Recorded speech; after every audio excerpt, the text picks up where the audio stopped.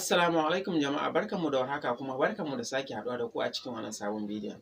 Bidiyon mu na yau dai zai yi magana ne akan application na editing akan wayarka ta Android. So yau za mu yi magana ne kuma yadda za a sauke wannan application ɗin. Don application ne wanda dukkan wasu application na editing da ke cikin Android babu application da ya kai shi.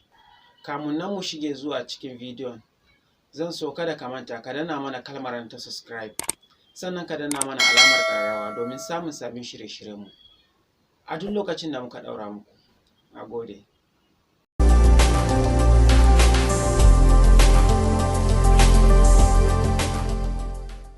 Yawwa, so da fari za mu yi searching namu akan Google. So sai mu yi typing kayan master. Yawwa, kayan master apk mode apk download to. Yawwa, so gashi ya bayyana mana kamar haka. So sai mu je, so za mu sauke premium ne unlock, wato wanda ba shi da watermark. So sai mu taɓa.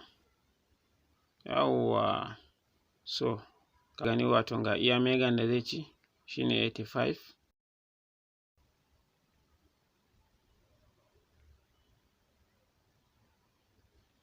So kamar yadda yake gani gashi nan, so za ka iya saukewa. So ni already na riga daman ina da shi, so ba sai na sauke ba. Ga nauyinsa kamar yadda kake gani, size na shi 85 kamar yadda kake gani. Gashi latest version, gashi mood information nashi premium unlock it, wato bai da watermark da kuma sauransu. Gashi nan dai kai ma za ka iya saukewa. So ni ina da shi already. Yawwa, so kamar yadda ke gani yanzu kayan master ya buɗe mana. So yanzu duk wani editing za mu iya yi akan wannan kayan master. So yanzu ina so yanzu in ɗauko video in gwada yin editing. Yanzu sai in ce create. So wannan size ne wato na screen wanda kake so. So yanayin video da za ka yi editing in kana so, wato in fit screen ne ga sunan, idan vertical ne, in horizontal ne gashi nan. In kana son size, kai ga sunan dai size wanda ka zaɓa.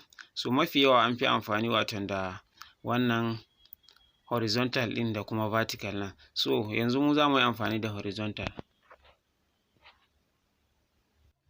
So sai ku biyo mu bidiyon mu na gaba. So za mu nuna muku yadda ake amfani da shi gaba ɗaya, wato yadda za ka yi kai editing complete sannan har izuwa exporting.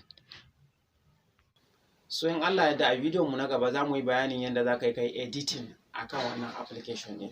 Ku danna mana kalmar ta subscribe, sannan ku danna mana alamar ƙararrawa domin samun sabbin shirye-shiryenmu a duk lokacin da muka ɗaura muku. Mun gode. Mu huta lafiya. Sai mu haɗu a bidiyo na gaba.